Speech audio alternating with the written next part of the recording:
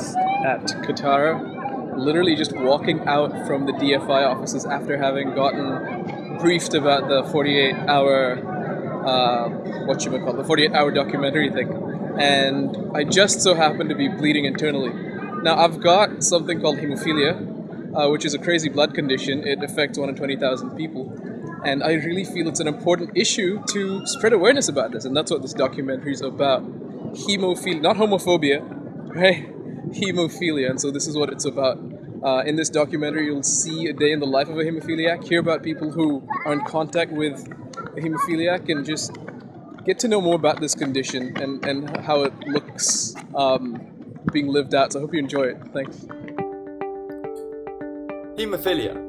What is haemophilia? Haemophilia is a genetic disorder in which your blood does not clot. Once you start bleeding, you never stop. Now let's say this is John.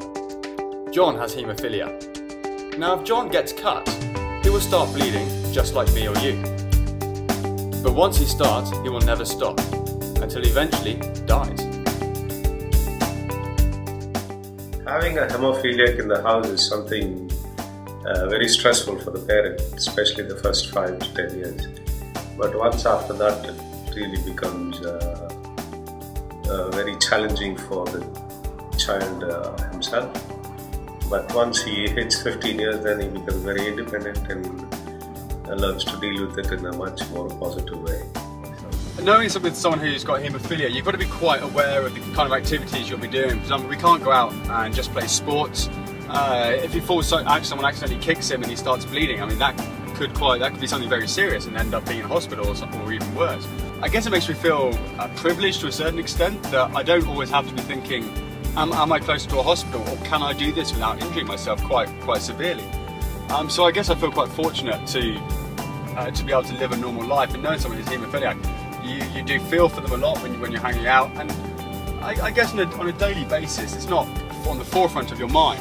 But when they come in, you see they've just had an IV in them, and it does make you realise that it really is a major life-affecting condition for them. So it does make you think about your life and what you're doing with it to a certain extent. You know, one thing for sure is that you're going to look at wounds, you're going to look at cuts a lot differently. You always think, oh man, I got this little thing while I was on the ball. I was thinking, if they just would have had that, he'd probably be gone. I've got a tattoo as well. They just couldn't have that. I couldn't. I play rugby. They just wouldn't be able to play rugby. I mean, every single bruise, every single cut, reminds me of Tejas, and the fact that he's like a brother to me. It just makes it so much more meaningful. It just make you appreciate life, make you appreciate God a lot more. But one thing that's really awesome with my friend is that he uses that hemophilia to glorify God's name. The whole point of this documentary is to spread awareness about this condition. It's to inform you better, and in 5 minutes it's really to just whet your appetite and have you asking more questions. If you know someone with the condition, go talk to them, find out, I have it, you can come talk to me after.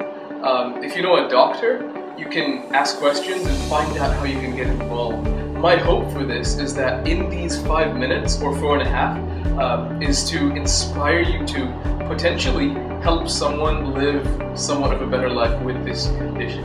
Thanks for watching.